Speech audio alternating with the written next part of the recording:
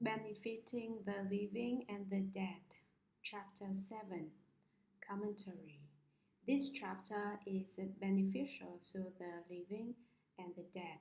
How does it help the living? This part of the sutra text makes it clear. Sutra. At that time, Earth-store Bodhisattva Mahasattva said to the Buddha, World Honored One, I see that every single movement or stirring of thought on the part of beings of Jambudvipa is an offense. Beings tend to use up any wholesome benefits they accrue, and many of them end up retreating from their initial resolve. If they encounter evil conditions, they magnify them with every thought. They are like people trying to carry heavy rocks while walking through mud. Each step becomes more difficult, and the rocks more cumbersome as their feet sink deeper. If they meet a mentor, he may be strong enough to lighten or even totally remove their burdens. Helping them thus, the mentor will then advise them to stay on solid ground and be mindful never to go back into that treacherous path. Commentary. At that time, while the 7th chapter on benefiting the living and the dead is being explained, Earth-store Bodhisattva Mahasattva said to the Buddha, World Honored One, I see that every single movement or stirring of thought on the part of beings of Jambudvipa is an offense. What do beings of Jambudvipa think about? They think about that which is deviant, that which involves lust, that which they are greedy for, and that which they are selfish about. They are jealous and obstructive. When someone is better than me, I am jealous. For example, being jealous of someone more intelligent than me, or when someone is worse than me, I look down on them, thinking they are less than me, which is really stupid. We do not promote stupid individuals and are jealous of those who are wise. The right thing to do is to teach deluded individuals so that they become wise and intelligent. But people refuse to act this way. This is why every movement or stirring of thought is nothing but an offense. We do not act like bodhisattvas who are happy when other people are better than us. We respect them more instead of being jealous. We try to think of ways to make those who are worse than me on par with me. This would be the resolve of bodhisattvas. Since we did not develop resolves like bodhisattvas, all these thoughts are offenses. Beings tend to use up any wholesome benefits they accrue, and many of them end up retreating from their initial resolve. They throw away all their goodness. Perhaps they do some good deeds and wish to plant some good roots, but they do not last too long. They may study the Buddha Dharma for a year, then quit, study for 2 years, then stop, or retreat when encountering some state. Initially, they made the resolve to study the Buddha Dharma or live the home life, but after living the home life for 1 year, 2 years, 3 years, they feel that the monastic life is no big deal. 3 years of cultivation and still no enlightenment or certification to the fruition. It is probably hopeless. They retreat and return to lay life. This is for monastics. For lay Buddhists, after studying for a year, the Buddhas are before their eyes and near them. After 2 years of studying, the Buddhas are as far away as 18,000 miles. After 3 years of studying, the Buddhas are at the edge of the heavens. Most retreat from their initial resolve. Therefore, it is said, by not neglecting our initial resolve in cultivation, we have what is more than sufficient to become a Buddha. If we did not lose our initial thought of studying the Buddha Dharma or living the home life, then we would have become Buddhas long ago. Monastics must think, why did we live the home life? What is the difference between monastics and laity? For instance, lay people like to talk all day long, whereas monastics should speak less. Monastics may say things that are useful, otherwise it is best not to talk so much. As it is said, our energy scatters when we open our mouth, gossip occurs when we move our tongue. Gossip about right and wrong occurs when we talk a lot. Once there is right and wrong, we do not accord with the way. When our energy scatters, we do not accord with the way either. Cultivators must always watch over themselves and not over other people. That would be not retreating from our initial resolve. If we mostly retreat from our initially firm resolve, then we forget our resolve after a while. Many end up retreating from their initial resolves. If they encounter evil conditions, they increase such conditions with their every thought. They certainly do not retreat from such evil conditions. I encountered many people who cultivated with the utmost sincerity, but were affected by demonic states that they encountered. This is about evil conditions. In general, any condition that prevents you from cultivating is an evil condition. They magnify them with every thought. Cultivation requires the gathering of a body resolve that strengthens by the day. Resolve that weakens by the day is eventually lost. We usually do not increase our body resolve by the day, but we develop evil conditions that we encounter by the day. They are like a pupil trying to carry heavy ropes, like walking through mud.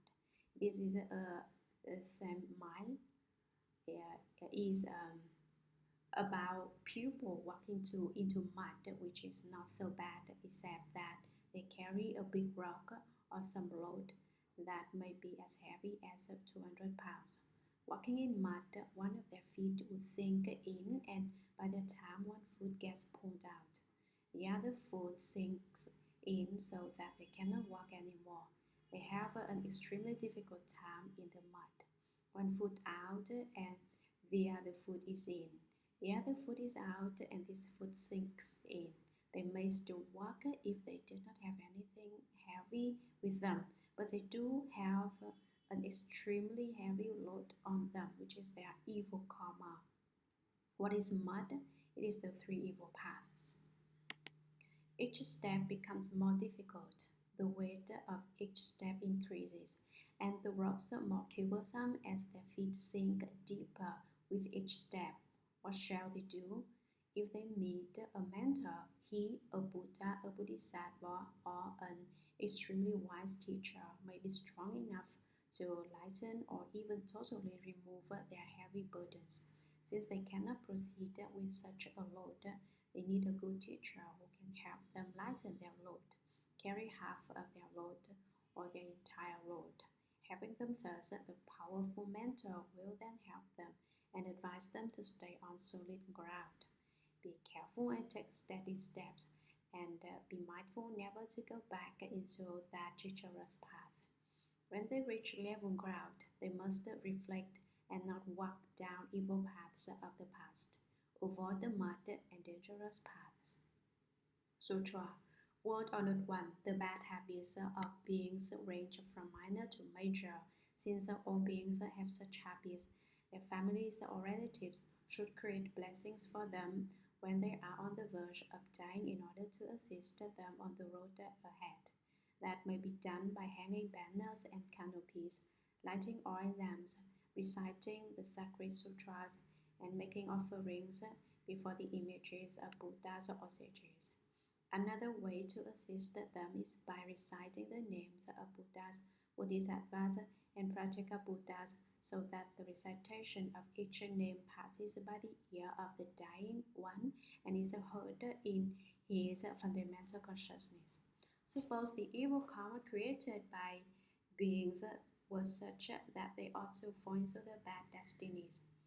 If their relatives cultivate wholesome qualities on their behalf when they are close to death, then their manifold offenses can be resolved.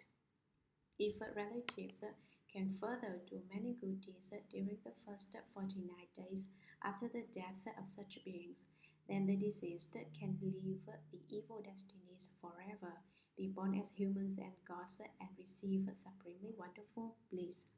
Commentary.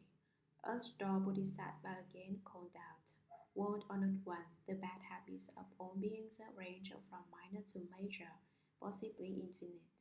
Since all beings have such habits, their families or relatives should create blessings for them when they are on the verge of dying in order to assist them on the road ahead. At the brink of death, their parents or family should create blessings for them to help them proceed on to the road ahead, which may be their house, the human realm. Regardless of their destiny, they are benefited.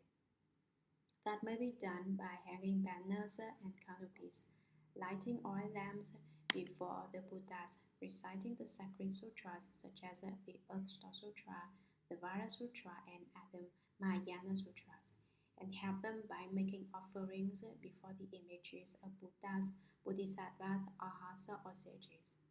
Another way to assist them is by reciting the names of Buddhas, Bodhisattvas, and Pratyeka Buddhas, those who enlighten to conditions, so that the recitation of each name of the Buddha, Bodhisattva, or Pratyeka Buddha passes by the ear of the dying one and is heard clearly in his fundamental consciousness. Make him hear it clearly before he passes away and before his consciousness fails.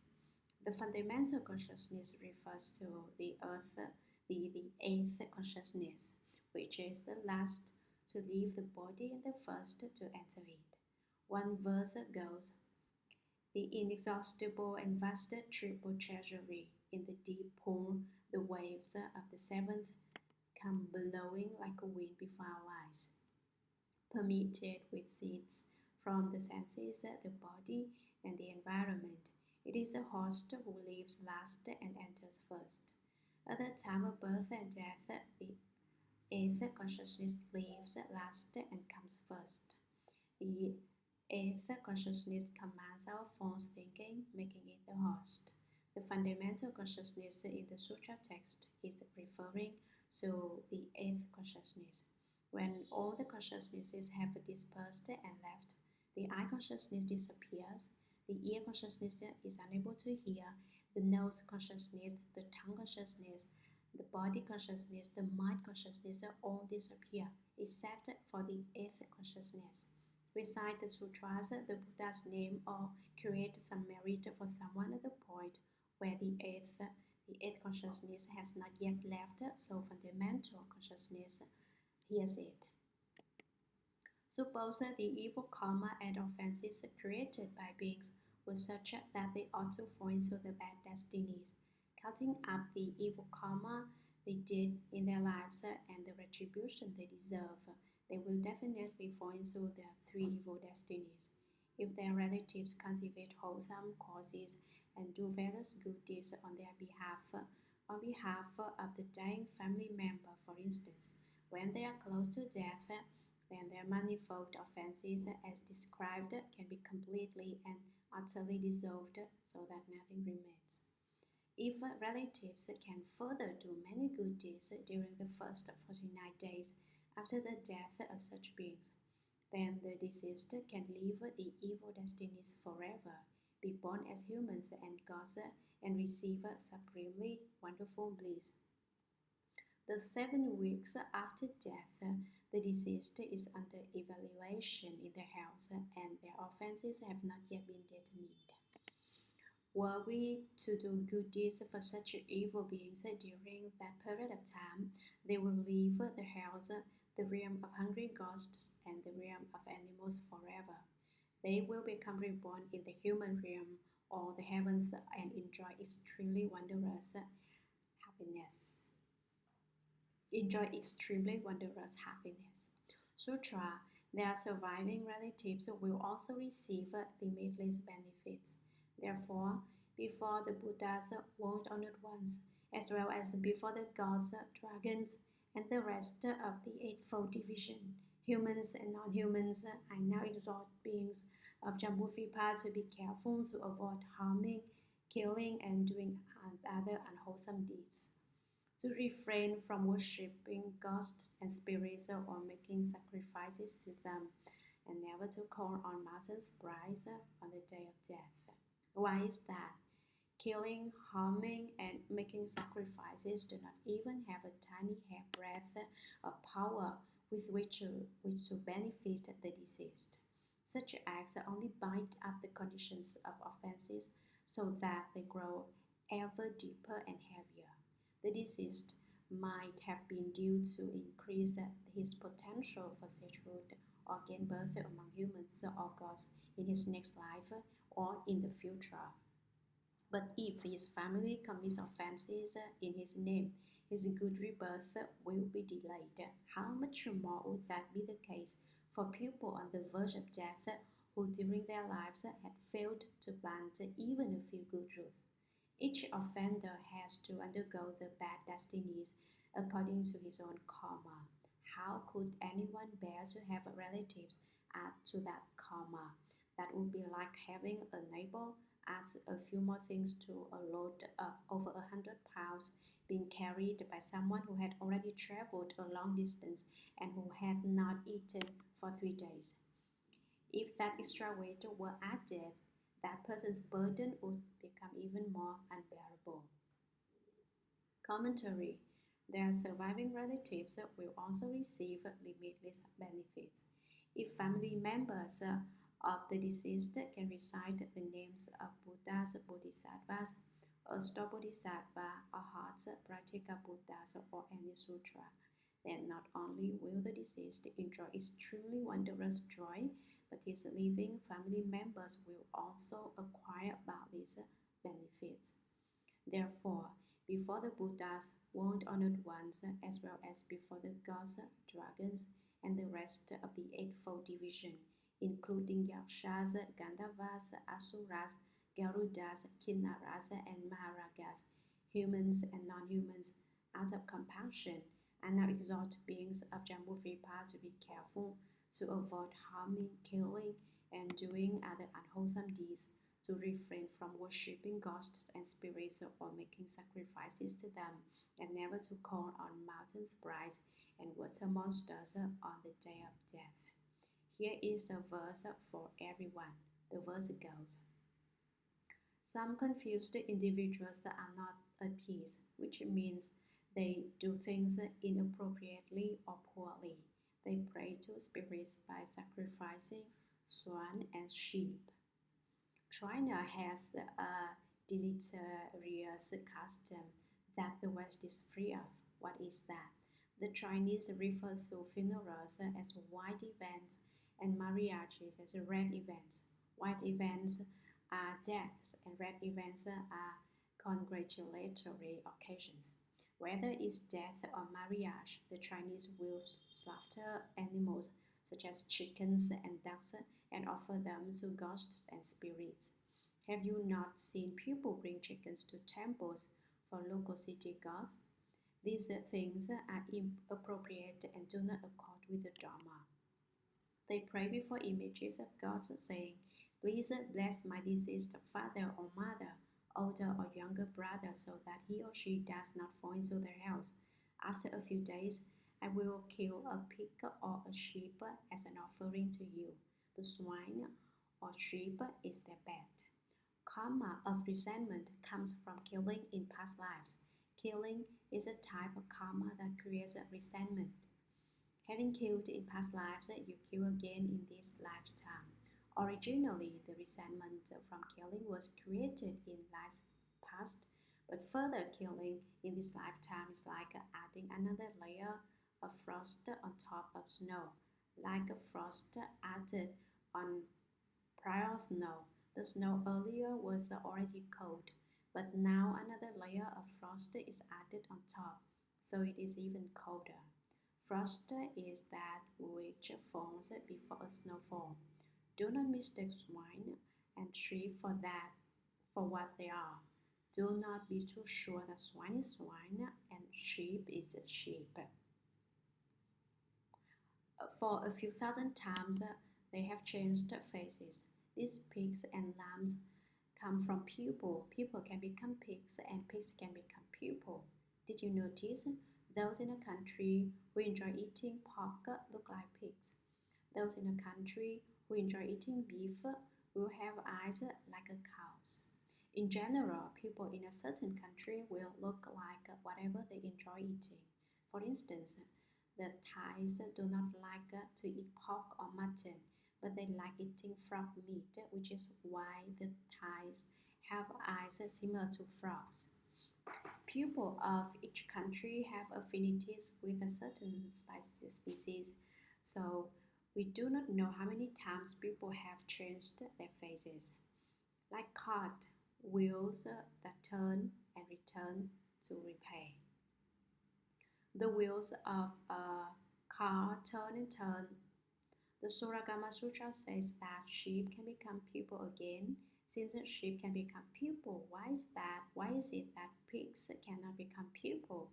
Why not only can sheep and swine become people, any creature can become human by changing the shell of their body. You do not recognize them because they have changed bodies. The spirit moves from a human body to a pig's body, from a pig's body to a human body. They exchange houses. This is like us moving from some high-class skyscraper to wooden shacks, the area with the worst housing.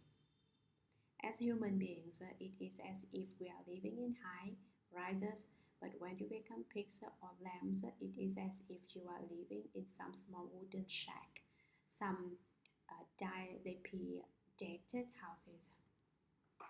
Hence it says, like cartwheels that turn and return to repay, sees a cloud soar the sky so that there is nowhere to hide. Someone who does not understand considers different living beings, individual species. Someone who has the power to know past lives know that all beings are connected in this great ocean of space, including places where no one sees. Imperceptible sees a cloud soar into the sky so that there's nowhere to hide. No one can hide from cause and effect because they exist forever in space. You reap whatever affects your soul. There will be a consequence for killing. Whatever karma you did exists, so do not bother praying to ghosts and spirits. Why is that? Killing, harming, and making sacrifices do not even have a tiny hairbreadth of power with which to benefit the deceased. The swine and sheep you killed and harmed, the evil ghosts and devil spirits that you worship do not have the deceased a bit. Such acts only bind up the conditions of offenses so that they grow ever deeper and heavier. The deceased might have been due to increase his potential for sagehood or gain birth among humans or gods in his next life or in the future. Someone who in this life or in the next life receives the benefits of your created merit, he or she will become reborn in the human realm or the heavens. But if his family commits offenses in his name, his good rebirth will be negatively impacted, debated about, and delayed. The deceased will be negatively affected. He goes to the house to argue with Lord Yama. For instance, Lord Yama says, on your behalf, your family members slaughtered and offered many pigs to ghosts and spirits. The deceased will definitely argue, that is none of my business. I did not tell them to kill. I cannot do anything about their killing. They hold a debate there. Unfortunately, there are no defense attorneys in the house, so they must argue for themselves. They should have been reborn in the heavens quickly, but with their families delayed them for a long time. How much more would that be the case for people on the verge of death who during their lives had failed to plant even a few good roots? Each offender has to undergo the bad destinies according to his own karma. How could anyone bear to have relatives add to that karma? So, we should not kill or do evil for someone who passed away. We should be vegetarians, recite the Buddha's name, and recite the sutras.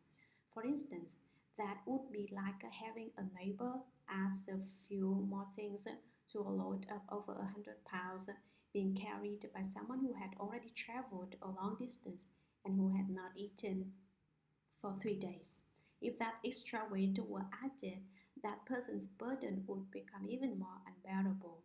The additional items from the neighbor all of a sudden increased his load. Originally, this individual has offense karma, so you should create blessings for him to reduce his offense karma. But not only do you not create blessings for him, but you kill on his behalf. He was already unable to walk from carrying so much stuff and not eating for 3 days, and yet you now add some more items to his increasingly heavy burden. This is analogous to how someone should fall into the house, but you kill on his behalf so that his stay in the house lengthens. We talked about how someone who is carrying a load of over 100 pounds had traveled a long distance and had not eaten for 3 days. If he suddenly meets a neighbor who add a few more things for him, then his burden becomes even heavier and unbearable. The load the man carries represents the 5 skandhas. The 100-pound load represents the 10 evils. Encountering a neighbor all of a sudden is a symbolic of his family members who have him slaughter swine and sheep. The few more items added are his increasingly heavy offense karma. His burden becomes heavier and his offense karma becomes heavier.